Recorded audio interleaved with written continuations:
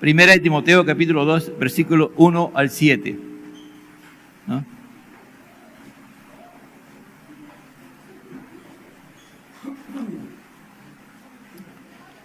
Padre, venimos a ti en el nombre que es sobre todo nombre, en el nombre de Cristo Jesús. Porque tú eres Dios soberano. Aquí estamos delante de ti, en tu Hijo Jesucristo, para pedirte que tú nos hables por medio de tu santa y bendita palabra. Tu palabra que tiene poder, tu palabra que tiene autoridad. Tu palabra por medio de tu Espíritu Santo que tiene unción para que nos haga hacer entender y comprender tu santa y bendita palabra. Háblanos por medio de ella. Te lo suplico en el nombre de Jesús. Amén. Dice así la palabra de Dios en el nombre del Padre, del Hijo y del Espíritu Santo. Exhorto ante todo a que se hagan rogativas, oraciones, peticiones y acciones de gracias por todos los hombres, por los reyes, por todos los que están en eminencia, para que vivan quieta y reposadamente en toda piedad y honestidad. Porque esto es bueno y agradable delante de Dios, nuestro Salvador, el cual quiere que todos los hombres sean salvos y vengan al conocimiento de la verdad, porque hay un solo Dios y un solo mediador entre Dios y los hombres, Jesucristo, hombre, el cual se dio a sí mismo en rescate por todos, de lo cual se dio testimonio a su debido tiempo. Para esto yo fui constituido predicador y apóstol, digo verdad, en Cristo, no miento, y maestro de los gentiles en fe y en verdad. Amén. Tomen asiento, amado. Si es necesario hacer un ajuste con los horarios del culto para mejorar todas estas situaciones, vamos a tener que hacerlo, amados hermanos, ¿ya? Aquí Pablo está escribiendo una carta a su discípulo y aquel que él había ordenado que se quedara como pastor en la iglesia de Éfeso. Algunos plantean que esta carta la escribe Pablo desde la cárcel, ¿no? de su primera cárcel. Y como Pablo, como discipulador y formador de un ministro del Señor, va a escribirle a él porque él se entera que en la iglesia de Éfeso se han levantado ancianos que se han rebelado contra la autoridad de Dios y que se están dejando influenciar tanto por los judaizantes, es decir, por la corriente de los judíos, y también por la corriente de los agnósticos, es decir, que era una corriente que decía que uno de sus principales principios era de que Jesús no había venido en carne, ¿no? Sino que había venido en espíritu, y tenía todo un conocimiento, toda una filosofía que se había impregnado dentro de la iglesia de Éfeso, ya que Éfeso estaba en una comunidad no judía, sino era ya un lugar gentil. Éfeso tenía un poder espiritual muy grande, ¿no? Porque ahí se había asentado la idolatría a la diosa Diana o la diosa Artemisa, y le habían construido un templo que es considerado hasta el día de hoy como una de las 7 maravillas del mundo, ¿no? Era un templo increíble, ¿no? Y que ahí estaba la diosa Diana. Entonces, cuando Pablo llega predicando el Evangelio, la gente en esos 3 años que estuvo se comienza a convertir a Cristo. Y llega a tener tanto poder y tanta influencia el Evangelio a través, ¿no? Por medio del Señor Jesucristo en la vida de Pablo, que ya la vida religiosa del pueblo de Éfeso se había caído, ¿no? Y ya no había mucho movimiento económico con respecto a ello, pero había gente que vivía de lo que producía el templo. Y se rebelaron y quisieron matar a Pablo. Entonces Pablo tuvo que salir, ¿no? Porque lo iban a matar realmente, ¿no?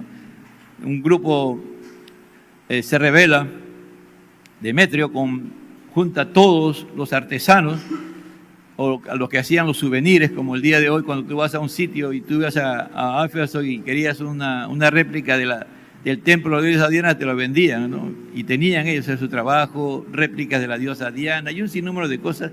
Ellos vivían de eso, pero todo eso se había caído prácticamente. Pero ya después Dios obra, ¿no? Y las cosas se aquietan y se queda como pastor Timoteo. Timoteo, un joven muy tímido, pero con autoridad de Dios, pero él va a corregir, Dios a través de Pablo le ordena a Timoteo, con esta carta personal que después hace pública para toda la iglesia, le va a decir en el versículo 1:18, este mandamiento, hijo Timoteo, te encargo, para que conforme a la profecía que se hicieron ante ti, en cuanto a ti milites por ella, la buena milicia, manteniendo la fe y la buena conciencia, desechando la cual naufragaron en cuanto a la fe algunos, de los cuales son Himeneo y Alejandro, a quienes entregué a Satanás para que aprendan a no blasfemar. Mira hasta qué nivel llegó la rebelión en Éfeso, ¿no? Que Pablo se vio obligado a entregar a Satanás, a Himeneo y a Alejandro, para que la iglesia siguiera viendo que la autoridad la tenía Dios a través de los hombres que Él colocaba para dirigir su iglesia. Pero había problemas con respecto a la importancia, a la supremacía que tenía que tener Jesucristo en las oraciones. Es decir, y también en la misma vida de la iglesia y en la vida de los creyentes. Pero en este particular caso, del 1 al 7, está hablando de como un culto de oración, ¿no? Como que hay un culto, o cuando se ora, habían algunos problemas en la oración, y que Pablo le va a decir a Timoteo que haga los arreglos, que comience a ordenar eso, ¿no? Entonces le dice, exhorto ante todo, dice, ¿no? Exhorto, es decir, exhortar es llamar la atención, exhortar es recomendar, exhortar es reprender, ante todo, a que se hagan, dice, rogativas o súplicas, que se hagan oraciones, que se hagan peticiones, que es intercesiones y acciones de gracias. Traten de abrir su Biblia, hermano. Los que tienen celular, abran su celular. Porque yo puedo hablar mucho, pero al final lo que queda es la palabra, hermano. Si usted está atento mientras se predica la palabra, Dios va a trabajar con su vida. Dios algo va a hacer, hermano, de verdad. Te lo digo en nombre del Señor, a mí me pasa eso, ¿no? No sé, porque tú estás y el Espíritu Santo, como digo, he orado, la unción del Espíritu está sobre ti. El Espíritu Santo, la unción del Espíritu Santo te hace entender la palabra de Dios. Pero si no tienes ese interés de crecer, o es poco cuando estamos en un culto y no abres la palabra de Dios, es poco tu interés por Dios. Prácticamente eres casi un religioso o un religioso, ¿no? Entonces vienes como cuando uno va a la iglesia católica, el cura ordena todo lo que uno tiene que hacer, ¿no? Y todos se paran, se sientan, preparan, se sientan como robotitos, ¿no? Y después ya el cura da su homilía, lo que ellos consideran, y todos dicen amén, no sé qué más, ya ni sé qué más dice. Acá no, hermano, acá tú tienes el Espíritu de Dios, porque este es clave, hermano. Estamos hablando de oraciones. En este país estamos, y no solamente en el Perú, sino a nivel mundial, estamos entrando en una crisis profunda, por causa precisamente del pecado del hombre y por causa del poco protagonismo que la Iglesia del Señor el día de hoy está teniendo a nivel mundial. La Iglesia no solamente se está enfriando aquí, se está enfriando en todo lugar. Son raros los lugares donde hay un avivamiento. Los avivamientos están en la China, los avivamientos están donde hay persecución, donde matan cristianos, ahí está el avivamiento. Pero a nivel mundial la Iglesia está, ¿no? Salga quien salga presidente, hermano, se viene una crisis. Usted lo ve, estamos en pleno otoño, mire. En el norte la temperatura está a 32 grados, 30, 32 grados. ¿Qué significa eso? Que si esto no cambia, si Dios no lo cambia, de aquí 3, 4 meses, si esto ahora está comprando el kilo de cebolla a 4 soles, lo va a comprar a 10 soles. No va a haber, ¿me entiendes? El único que puede cambiar todo esto es Dios. No hay otra forma, hermano. Y a Dios nos está hablando. Nosotros tenemos que volvernos al Señor. Por eso que esto, Pablo dice, cualquier tipo de oración, súplicas, ruegos, intercesiones, oraciones, acciones de gracia. ¿Qué es una súplica? ¿Cuándo tú suplicas? ¿Cuándo tú suplicas? ¿Cuándo tú ruegas? ¿Cuándo tú imploras? Cuando tienes una gran necesidad, ¿no es cierto? Pablo está diciendo, y a veces ahí es donde salen las más grandes oraciones que nosotros podemos hacer. Porque tú te das cuenta que no tienes solución al problema que tienes por delante. Y el Espíritu Santo te quebranta y comienzas a suplicar, a humillarte. Es decir, hay una humillación increíble, ¿no? Oraciones. Hay muchas formas de orar, hermano. Tú puedes orar caminando, puedes orar sentado, puedes orar de rodillas, puedes orar tirado en el piso, ¿me entiendes? Y te levantas lleno de barro tu cara porque has derramado tu alma. Es decir, acá Pablo está diciendo todo tipo de oración. Intercesiones. Acá dice peticiones, pero lo original es intercesiones. Es decir, interceder. Ya no oras por ti, oras por otras personas, por tu prójimo. Oras por tu enemigo, oras porque el Espíritu de Dios te indica por quién tienes que orar. Y acciones de gracia. ¿Qué tiene que ver? No, si uno dice acciones de gracia es agradecimiento. Pero cuando tú oras y el Espíritu Santo también te toma, tú estás orando por algo y ya tú estás dando por hecho de que lo que estás orando ya está delante de Dios, está respondido, ¿me entiendes? Y comienzas a agradecer. Estás orando, pero a la vez de un momento a otro comienzas a agradecer a Dios por la oración que estás haciendo, porque para ti esa oración ya Dios la respondió. ¿Cuándo? Dentro de un día, dentro de un mes, dentro de un año, dentro de 5 años, pero para ti ya está respondida. Y comienzas a agradecer a Dios, a alabar a Dios, la grandeza de Dios, porque tú experimentas que Dios es un Dios de verdad y agradeces, ¿me entiendes? Todos esos son tipos de oraciones que de un momento a otro el Señor nos convoca en este tiempo, ahora más que nunca, amado hermano. Nosotros, si amamos a Dios y amamos al prójimo, si tú amas a tus hijos, si tienes hijos pequeños, si tienes hijos bebés, si tienes realmente, es tiempo de orar, es tiempo de derramar nuestras almas, hermano. Predicábamos hace un set sobre sobre Joel, y decíamos que ¿por qué le pedía a los niños recién nacidos, a la mujer mamando, a los bebés que fueran a ayunar? ¿Por qué tenían que ayunar? ¿Y por qué los ancianos? Porque cuando había que marchar, cuando había una guerra o un cataclismo y hay que salir de un lugar a caminar todos, ¿me entienden? Y los niños eran un estorbo, porque la marcha de esa gente, si era una guerra y venía el enemigo, impedía que se marchara a un ritmo, y ellos iban sacrificando o dejando a sus niños, ¿me entienden? Los ancianos también. Ustedes ven ahí, a veces cuando veía películas, los indios en esa parte eran prácticos, ¿no? Ellos se movían, ¿no? Los indios en Estados Unidos eran nómadas, se movían, estaban un tiempo, y cuando ellos veían que ya el invierno venía, y de acuerdo también cómo los animales se movían, porque los animales, los bisontes, todo eso, se mueven antes, ya saben que va a haber un invierno fuertísimo, ellos comenzaban a moverse. Y si los ancianos no marcaban el paso, se tenían que quedar, y ellos sabían.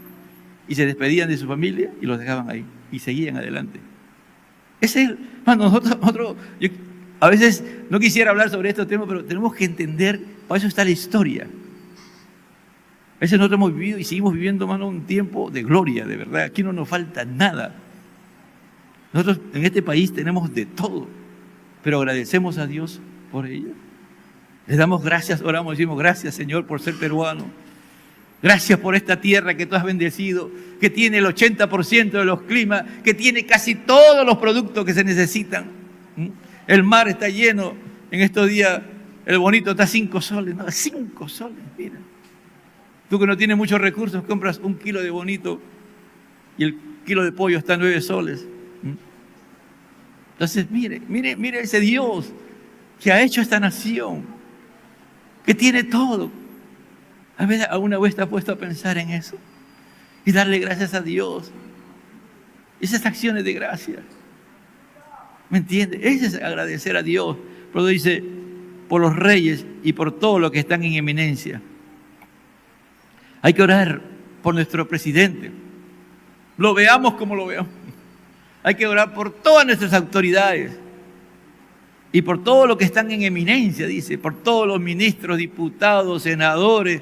Sí, van a elegir a uno que sale a decir, yo no he estudiado nada, yo ahora soy senador, y por él también hay que orar, ¿me entiendes? Por eso, esa es nuestra nación, esa es nuestra realidad. Ese es cuando tú miras al presidente, miras a los senadores, diputados, cuando tú miras a esa gente, dices, no puede ser. Ese es nuestro país, ¿me entiendes? Con su diversidad, su pluralidad, ¿no? Con todo lo que hay, esa es nuestra nación, y esa es la nación que tenemos que amar a esa gente, que están en eminencia, que orar por ellos. ¿Para qué? Dice, para para que vivamos quieta y reposadamente en toda piedad y honestidad. Para que vivamos quieta y reposadamente. Aquí Pablo no está diciendo, algunos plantean que Pablo está haciendo, era un término, ¿cómo explicarle? De clase media, burgués es el término, pero clase media. Es decir, que tienes de todo, no te falta nada, entonces tú quieres que todo te vaya bien, ¿no? Te duele la espalda, viene alguien y te lo rasca, ¿no? Como tienes tanto dinero, viene alguien, ¡pum!, te lo rasca. Es decir, todo, yo quiero vivir quieta y reposadamente. Viene una mosca, a ver, hay que sacar la mosca, entonces hay que buscar. Es decir, esa es la clase burgués, la clase media, que algunos critican, que Pablo dice, acá está desfasado Pablo. Pablo no está hablando de eso, hermano. Pablo no está hablando de ese tipo de vida. Pablo está hablando de que cuando tú haces la voluntad de Dios y cuando tú vives en la voluntad de Dios y aún estés sufriendo por la causa de Cristo, tú estás viviendo quieta y reposadamente. ¿Por qué? Porque estás haciendo el bien, estás orando por toda la gente. Dice, cuando dice por todos los hombres, pero en el 2.1 dice, hay que orar por todos los hombres, por todos. Tú oras por tu enemigo, oras por tu amigo, oras por tus padres, oras por tus hijos, oras por todos. Entonces, como ya tú tienes, Dios ha puesto eso en tu corazón y en tu ser, tú te puedes presentar con manos santas, seguir ahí, contiendan delante de Dios. No como en estos días, que algunos hermanos se polarizan, no, que el otro, y se ponen a pelear por tonterías, ¿no? Si el presidente está elegido, hermano, delante de Dios ya tiene Dios su presidente. Si llegamos a entender esa verdad, solamente decirle gracias, Señor, por el presidente que ya está elegido delante de ti. Yo estoy viendo que sube un medio punto, 5 puntos. No, ya tú lo tienes, el presidente. Y es el presidente de la voluntad de Dios, ¿me entiendes? El presidente que va a estar en el Perú, hombre o mujer, es el que Dios ha colocado. ¿Me entiendes? Si oramos nosotros y clamamos a Dios, nos va a ir bien, ¿me entiendes? Porque estamos delante de Dios. Nadie te puede acusar, nadie te puede decir que tú no haces la voluntad de Dios. La voluntad de Dios es que oremos y que agradezcamos. Por eso dice, por todo, para que vivamos quieta y reposadamente en toda piedad. Es decir, piedad es una vida religiosa en armonía con Dios. Piedad es una vida que se le da el debido lugar a Dios. Piedad es cuando tú le das el debido lugar a Dios, ¿no? Por ejemplo, cuando vienes aquí a este lugar, sí, este es un local, este no es la casa, este no es el templo de Dios, este no es la casa de Dios, este es un lugar, ¿me entiendes? Donde Dios ha determinado que nos reunimos. Ahora el templo de Dios, ¿quiénes somos? Nosotros. ¿Quiénes somos la casa de Dios? Nosotros. La obra de Dios. Pero en este lugar tú vienes con reverencia, con respeto, ¿me entiendes? ¿A quién? A Dios. Porque aquí el que preside esta reunión, este culto y este culto de oración, o cualquier culto o cualquier reunión, es Dios. Entonces tú lo respetas a Dios, tú lo honras a Dios.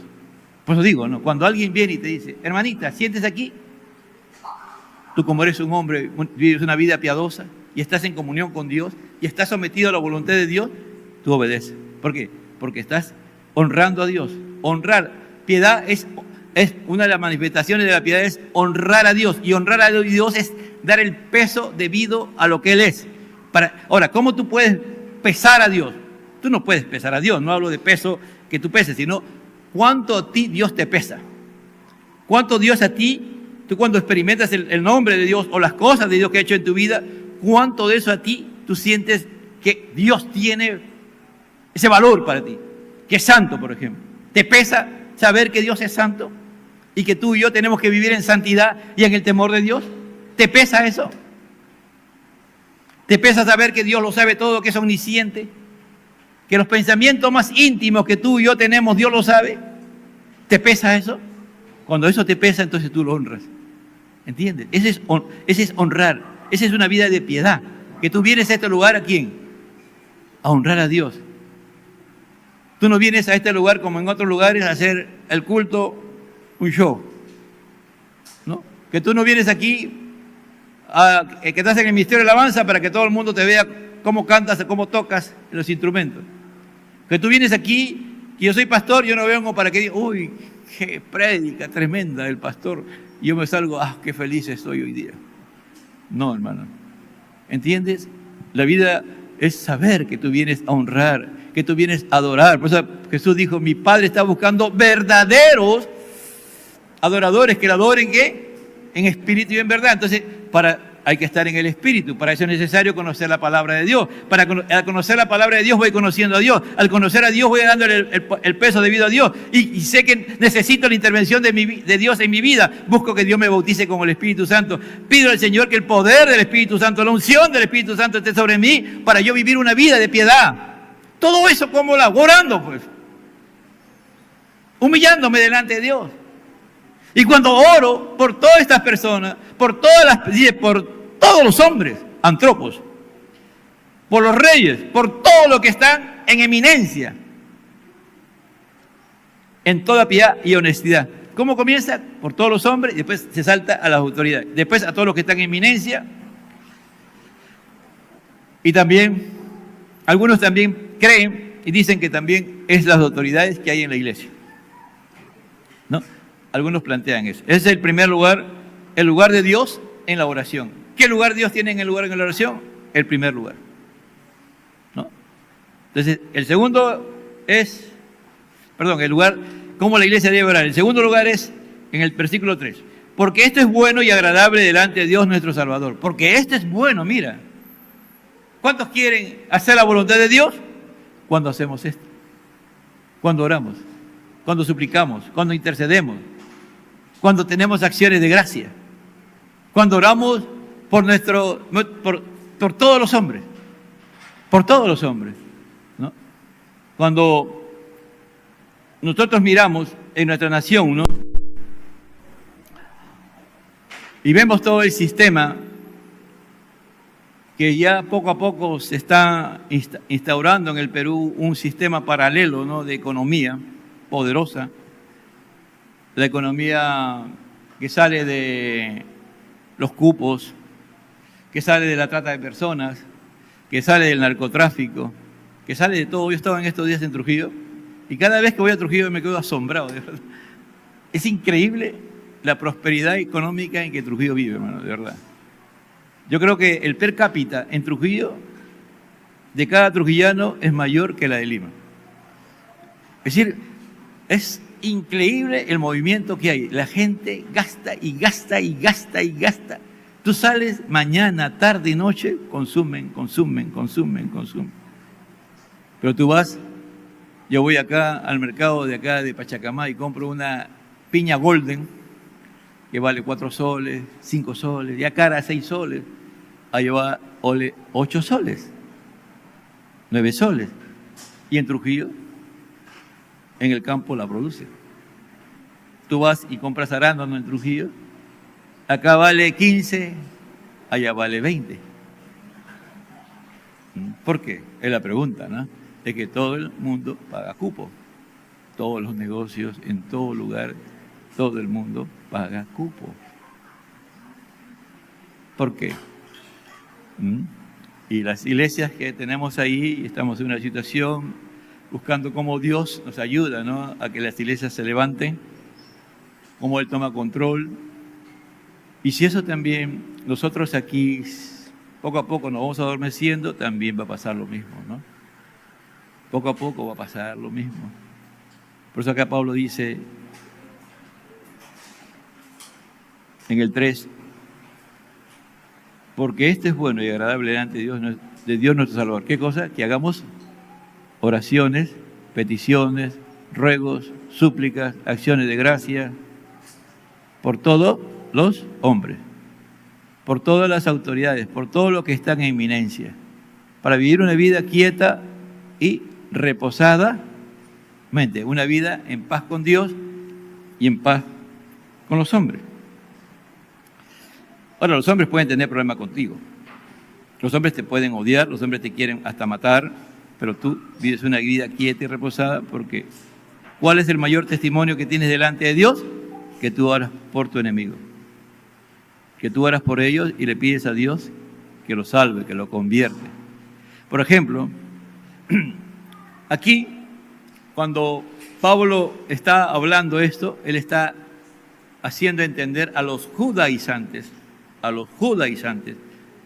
ellos oraban y decían, Señor, a ese emperador, mátalo o desaparécelo. Ellos oraban se llaman oraciones imprecatorias, es decir, que tú haces imprecaciones, o decir, que quieres que a esa persona le vaya mal, o que Dios intervenga y lo saque. ¿Por qué? Porque los judíos se creían un grupo, una élite, un grupo exclusivo, Dios, ¿me entiende? Ellos se creían que los únicos que Dios miraba en la tierra eran ellos. Por lo tanto, eran elitistas, eran racistas, selectivos, segregacionistas. Entonces, su religión también era de ese tipo y sus oraciones eran así.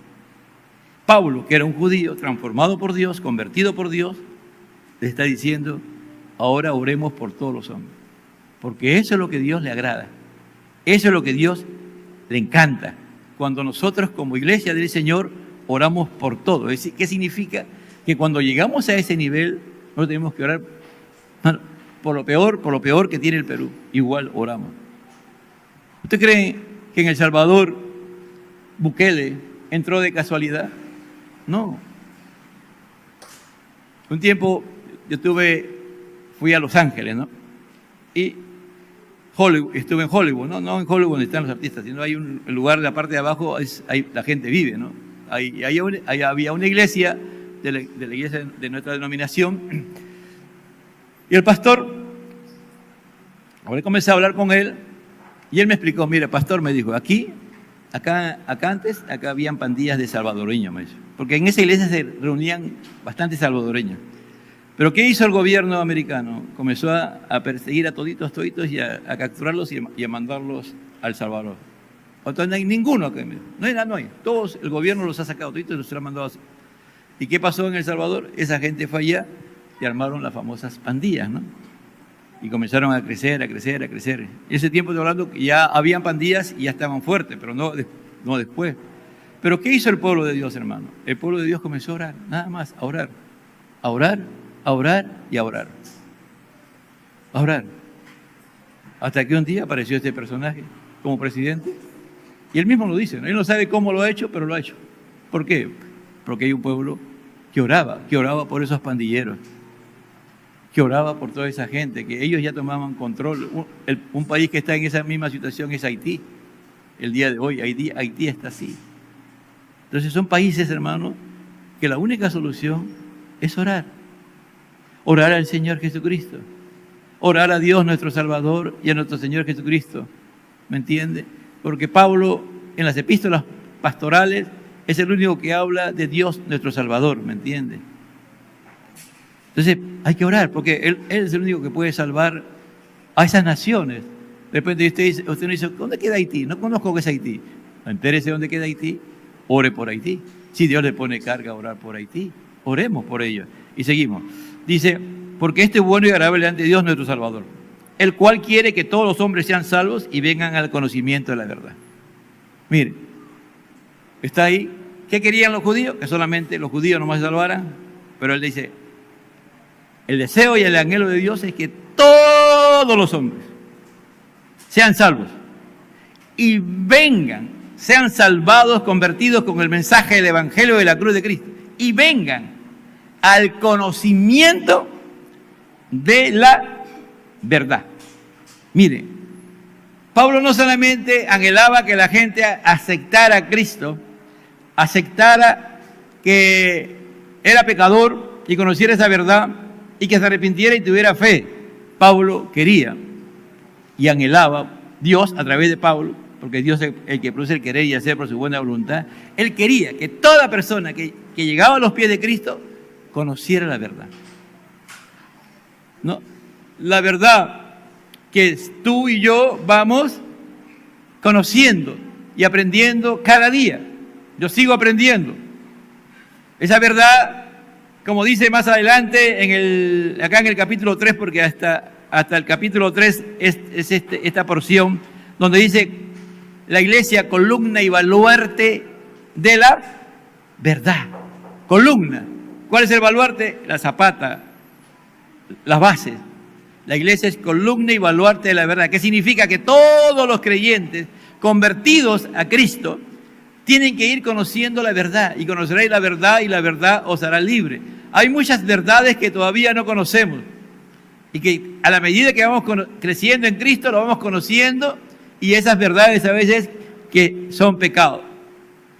O a veces esa verdad son que nos hacen entender que hay cosas que hacemos y nos esforzamos demasiado para hacerlo y no descansamos en la gracia de Dios y nos damos cuenta que era tan fácil eso que no aprendíamos, por ejemplo, orar en el Espíritu, a orar o andar en el Espíritu, o estar lleno del Espíritu Santo, o ser bautizado con el Espíritu Santo. Todo eso son regalos de la gracia de Dios, que tú y yo no podemos hacer esfuerzos, aunque algunos intentan hacerlo, andar en el Espíritu, andar lleno del Espíritu Santo, andando en armonía con los hermanos y después se terminan, ayunan, oran, terminan de ayunar, salen, se ayunan y a las 2 horas está peleándose con alguien. Una bronca, nunca antes había tenido un pleito tan grande, pero se ha estado en ayuno. ¿Qué pasó? Porque Satanás viene pues ya y sabes cuál es tu debilidad y por ahí te da. Y tú caes, ¿me entiendes? Entonces, o a veces te pones a ayunar y no hay alguien que te asesora, que te dice, tienes que hacer esto, esto. Ha pasado, hermano, yo he visto de verdad. Terminar de ayunar y a los 20 minutos agarrándose, pero en un poquito más se calaban los pelos. Eso, yo me quedé asombrado y después miraba otros casos y... Entonces, ese es el tema, ¿no? Acá dice, al conocimiento de la verdad. No solamente que tengan un encuentro con el Señor, sino crecer en el conocimiento de la verdad, ¿no? ¿Tú crees que viniendo a un culto ya yo conozco la verdad? No, hermano. Un día vamos a vivir la eternidad con Dios por siempre. Por eso la demanda de Dios, de que Él nos demanda tanto de tener comunión con Él. Jesús, siendo el Hijo de Dios, dependía de Él. Dice, en el tercer lugar, el lugar de Cristo en la oración. Porque hay un solo Dios y un solo mediador entre Dios y los hombres, Jesucristo, hombre. Miren, esta es la clave de toda la oración. Aquí está hablando de la encarnación de Jesús. Porque hay un solo mediador entre Dios y los hombres, ¿no? Ahora Jesús como sumo sacerdote está a la diestra del Padre. Pablo aquí lo está presentando a Jesucristo, a la iglesia, a Timoteo, le está haciendo recordar lo que él había enseñado y que le enseña a la iglesia de Éfeso, que hay un solo mediador entre Dios y los hombres. Y le dice, Jesucristo, hombre. Dice, porque hay un solo Dios. Primero dice, mire, agarra también y le dice a los judíos, sí, yo estoy de acuerdo, hay un solo Dios, yo he sido judío, y le dice el Shema, ¿no? Oye Israel, Jehová nuestro Dios, uno es, llamarás al Señor tu Dios con todo tu corazón, con todo... Le está diciendo a los judíos, a los que están atacándole a la iglesia, yo creo en un solo Dios. En el Shema, que está en el Deuteronomio 6, del 1 al 9. Oye Israel, ¿no? Le dice, hay un solo Dios. Y también le dice a los efesios o efesianos, hay un solo Dios. No adoramos muchos dioses, solamente adoramos a un solo Dios. Y ese Dios es Padre, ese Dios es Hijo y ese Dios es Espíritu Santo. Miren la forma como Pablo va enseñando teología y la importancia de cómo debemos de orar y cuál es nuestro fundamento de la oración. Y en quién se sostiene nuestra oración. Nuestra oración se tiene que sostener en Cristo Jesús. ¿Por qué? Porque él como hombre en la tierra, ¿qué hacía? Oraba. Él oraba, ¿me entiende? El mejor modelo que tenemos de oración, de hombre de oración, es Jesucristo. Se levantaba en las madrugadas a orar y se iba a veces fuera de donde estaban ellos y se quedaba ahí orando, ¿me entiende? Por eso que él puede decir orar sin cesar. No, perdón, la necesidad de orar y no desmayar, porque seguro que humanamente en algún momento de su vida se quiso desmayar en la oración y él se levantó. Cuando está en Lucas 18, del 1 al 8, que habla de la parábola del juez injusto y la viuda, ¿no? La necesidad de orar, necesidad. Jesús dice, y no desmayar. Y al final concluye, hallará fe cuando venga el Hijo, cuando venga Cristo por segunda vez. Es una de las características. Muy probablemente Cristo ya venga, hermano, ya está. Por eso que hay poca fe en muchos de nosotros, ¿me entiendes? Él hace la pregunta y hace, ¿hallará fe? Está diciendo que un elemento trascendental, Jesús, para saber si estamos bien, es la oración. ¿Oramos realmente? ¿Desmayamos cuando oramos? ¿Ya no oramos? Tenemos tanta agenda, tantas cosas que hacer, que a veces nos acordamos de yapa nomás, oramos de yapa, ya no adicional, o lo primero es la oración. ¿Por qué cree que Dios está usando el ministerio de la familia y nos está convocando a que hagamos devocionales o altares familiares en las casas? ¿Por qué crees que lo hace, amado hermano?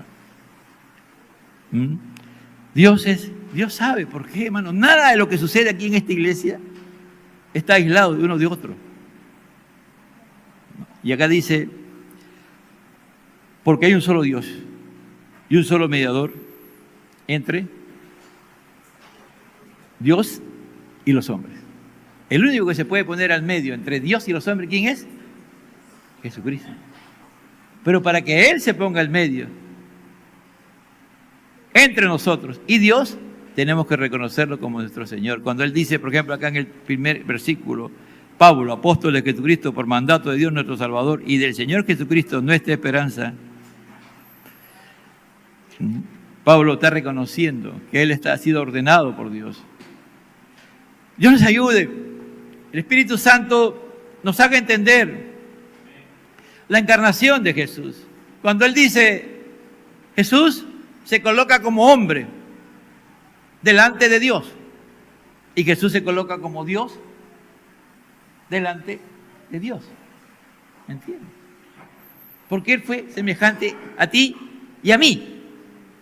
Entonces Él nos representa. Él es el hombre perfecto, ¿me entiendes? Cristo es el hombre perfecto. Cristo nació sin pecado. ¿Por qué era necesario que Cristo naciera sin pecado? Porque así fue Adán y Eva. Dios lo creó sin pecado. Por eso que Pablo va a demostrar en Romanos 5 eso. Porque algunos dirán, pero si todos nacemos pecadores, ¿cómo Cristo no nació pecadores? Por eso que la parte divina la pone Dios, ¿no? La parte humana la pone María. Esa parte divina es santo, apartado del mal, puro, ¿me entiendes? Y Él, para no vivir en pecado, para no pecar contra Dios, uno de los elementos poderosos que Él usó fue la dependencia total de Dios. Ahora, ¿cómo dependía de Él? Orando. Por eso que Él decía, ¿no? Él podía decir, hágase un momento, multiplíquese los panes, y ¡pum! Podían salir en la misma presencia de todas las personas, 10, 5 panes, 5 pescados, puede salir, hermano, Él actuando como Dios, pero Él nunca actuó como Dios en la tierra. Él tenía, por eso decía, Padre, ¿no? Y se oraba y alzaba sus ojos y Dios respondía. Por eso que Él mismo decir, ustedes van a hacer mayores cosas que mí, pero saben una cosa, lo tienen que hacer en mi nombre. No lo pueden hacer por ustedes mismos. Me tienen que reconocer a mí como mediador entre Dios, y yo soy el mediador entre Dios y los hombres, como el sumo sacerdote. Todo me lo tienen que pedir a mí, y yo lo pido al Padre. Y el Padre, como yo he complacido al Padre y he hecho la voluntad del Padre, el Padre me oye y va a responder las cosas que son conforme a la voluntad. ¿Entiende? Entonces, por eso que cuando Él es el único intermedio entre Dios y los hombres, por eso es la encarnación, la importancia de entender la encarnación de Jesús. Por eso cuando tú tienes cualquier crisis, cualquier situación, ¿a quién tienes que recurrir? A Jesucristo. Pero ¿quién es el que te ayuda? ¿Quién es el ayudador? El Espíritu Santo, para que vayas a Cristo, para que tengas un encuentro con Cristo. Sí, el Espíritu Santo te puede consolar, te puede animar, pero lo ideal es que tú vayas a Cristo. Y el Espíritu Santo te lleva a Cristo, ¿me entiendes? Por eso Pablo decía, todo lo puedo en Cristo que me fortalece. Pablo no dice, todo lo puedo en el Espíritu Santo que me da la fuerza. Lo podía haber dicho, pero él experimentó esa gran verdad. ¿Me entiendes? ¿Sabe lo que significa? Que en el primer viaje te apedreen y te dejen como muerto. Y la gente ya lo vio muerto. Y al rato se levanta Pablo con todo, ¿cómo habrá sido? ¿No? La cabeza llena de sangre, la cara llena de moretones. ¿Cómo ha estado su cuerpo de Pablo? Y se levantó y siguió adelante. Muy probablemente estuvo al borde de la muerte y el Señor, yo creo que ahí es donde el Señor lo lleva al tercer cielo y ahí Él experimenta lo que Dios le dijo, tú no vas a escribir, pero mira nomás lo que hay aquí. Mire, si Pablo no orara, Pablo no hubiese pasado esa prueba. Un día lo meten preso, ¿no? ¿Y qué hace Pablo en lugar? Ya le dan de alma, lo azotan. ¿Y qué hace Pablo? Orando, alabando a Dios. ¿Por qué? Porque Pablo era un hombre que oraba. Pablo y Silas, alabando al Señor. Y el preso y el carcelero no podía entender, ¿qué pasa aquí? No puede ser. Porque lo normal era que esté, me han golpeado. Pero Pablo, ¿qué estaba? Cantaba himnos al Señor, alababa al Dios. Le daba gracias al Señor por haber sido golpeado por la causa de Cristo. Cuando tú miras pues, las cartas paulinas, dice, a nosotros nos falta todavía sufrir lo que a Cristo le ha faltado. Entonces Pablo podía decir, gracias Señor, por este privilegio que tú me das de que me hayan apedreado, que me hayan puesto preso aquí. Por eso Él es el modelo. Él es por eso que aquí está presentando Pablo a Cristo. Pablo no se presenta a Él. Y el 6 dice, el cual se dio a sí mismo en rescate por todo, de lo cual se dio testimonio a su debido tiempo. Es decir, Él vino a rescatarnos, a liberarnos. Otros dicen es a redimir, pero en realidad la palabra es rescatar, liberar del poder del pecado, del poder de Satanás, del poder del mundo, del poder de nuestro yo, de nuestra carne pecaminosa, que Pablo dice en Romanos, miserable de mí, ¿quién me librará de este cuerpo de muerte? ¿Quién? Pero como estaba lleno del Espíritu Santo, dice, gracias doy a Jesucristo. Él entiende en ese momento. Entonces dice, de lo cual se dio testimonio a su debido tiempo. Es decir, se dio testimonio de Él, pero, ¿sabes? Si lo aplicamos a nosotros, el Señor ha dado testimonio de lo que Él es a cada uno de nosotros en su tiempo. Tú estás aquí porque en el tiempo agradable de Dios, tú aceptaste el plan de salvación.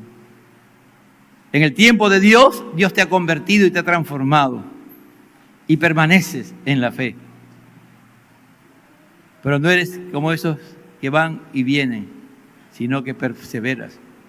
¿Entiende? A su debido tiempo. Y termina diciendo, para esto yo fui constituido predicador, heraldo. Pablo era un heraldo era una persona que salía a las calles y anunciaba las buenas noticias del reinado, del rey. Pero aquí Pablo salía a las calles y anunciaba el reino de Dios. Anunciaba de las bondades del reino de Dios, de lo que Dios había hecho en Cristo Jesús, al encarnarse, al morir, al ser exaltado, al ser resucitado, al ser exaltado y al ser levantado y a estar a la diestra. Y la iglesia hablaba de eso. Pablo predicaba acerca del reino, pero también era apóstol. Dice, digo verdad en Cristo, no miento. ¿Por qué pone eso? Porque algunos cuestionaban al apóstol Pablo. Digo en verdad, en Cristo, dice. Yo estoy hablando esto en Cristo, no estoy hablando por mí mismo. Yo he sido escogido como apóstol, como un abortivo, fui llamado por el Señor para ser apóstol. No miento, le dice. Y maestro de los gentiles en fe y en verdad. Es decir, maestro de todos aquellos que no eran judíos.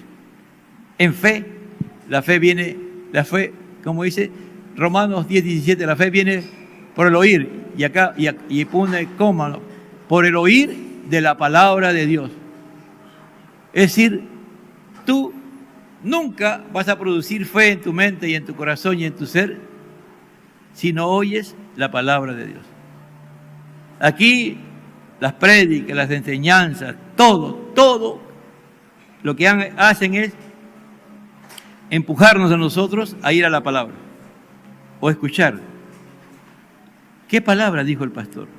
¿Qué palabra dijo el hermano? ¿Qué palabra enseñó? ¿Qué palabra de Dios? ¿Qué palabra de Dios? Esa es la que va a producir fe. La palabra de Dios, no mi testimonio, hermano. No, mi testimonio no cambia a nadie. Por eso dice, y recibiréis poder y me seréis, ¿qué cosa? Testigos. ¿De quién dijo eso? Jesucristo. Van a ser testigos de mí. Cuando usted, en esta mañana, Usted se apropia de la palabra. Se la hace de usted. Le pide al Espíritu Santo, esta palabra, yo quiero ser un hombre, una mujer de oración bajo estos principios.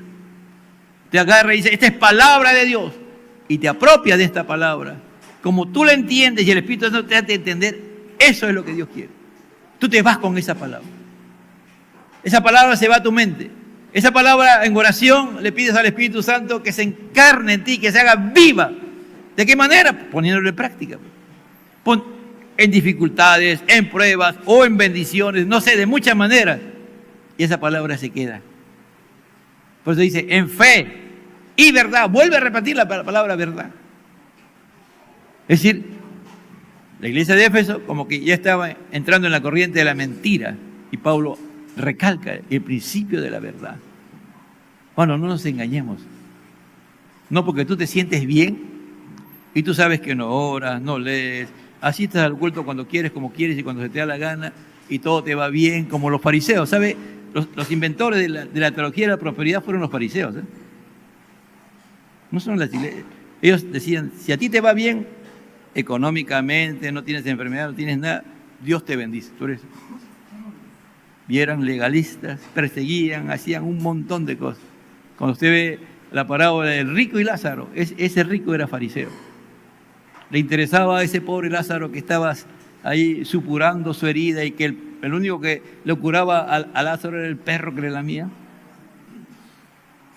Entonces, a veces pensamos porque no va bien, Dios nos bendice, ¿no, hermano? A veces Satanás también bendice. Y bendice bien. ¿Para qué? Porque su reino tiene poder. Cuando le dice, súbete acá y todo el reino te lo entrego a ti, se lo dijo a Jesús. Fue osado, atrevido, ¿no? Sí, estaba mintiendo. Así que cuidado, iglesia. No te creas que porque te va bien, estás bien y estás haciendo cosas que a Dios no le agrada. Estás pecando contra Dios, mientes, engañas, haces cosas incorrectas, estás viviendo en pecado y tú lo sabes. Y te va bien y Dios te bendice según tú. No, Dios no te bendice. Lo primero, que cuando te pongas a orar, va a salir la verdad. ¿Qué verdad? En la condición en que estás. Porque aquí está hablando, es uno de los principios elementales para orar, vivir en la verdad y permanecer en la verdad. Porque Pablo dice, en la fe y verdad. Es decir, lo que yo le estoy diciendo, yo lo vivo. Yo oro, yo hago todo esto. Todo lo que estoy diciendo, para mí Cristo es mi Señor. Él es intermediario entre Dios y los hombres. Yo reconozco que Jesús se encarnó. Él reconocía todo. Bueno, a él no le importaba ya lo que creían los fariseos, los judíos, aunque él había sido fariseo, así decía, no. Sí, es verdad, Cristo es uno. Pero Dios es uno. Pero Dios vino a salvar a todos los hombres, judíos y no judíos. Dios nos ama. Dios quiere lo mejor. Dios quiere para nosotros en este tiempo, si es que viene lo que venga, estaremos preparados. Pero si a través de la acción de la iglesia Dios cambia todo, porque Dios lo puede cambiar, ¿entiendes? Al orar la iglesia, Dios responde y las cosas mejoran porque la iglesia se pone a orar.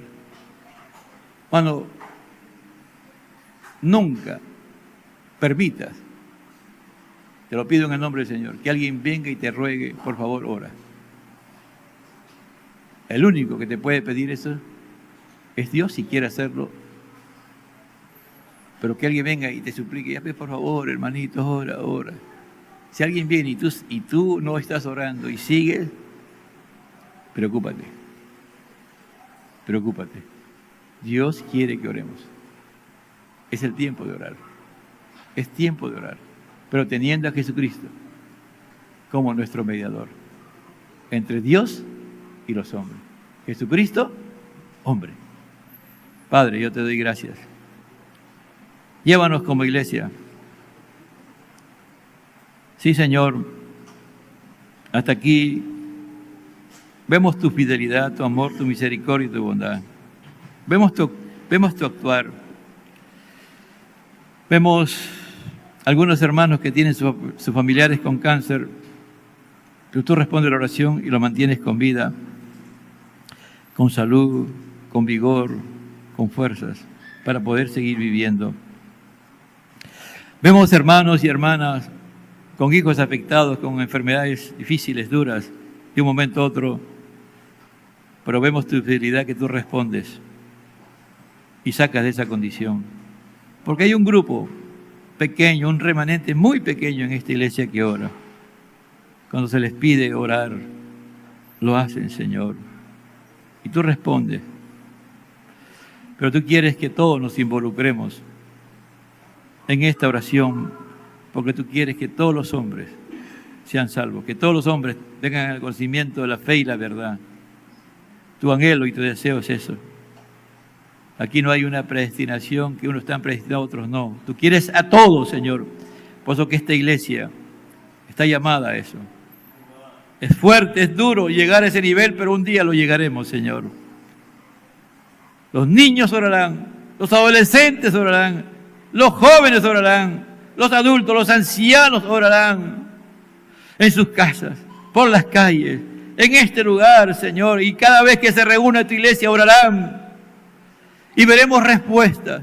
Veremos una ciudad y un país en un avivamiento, alabándote, adorando, teniendo esa gran bendición que nunca hemos tenido como nación, Señor amado.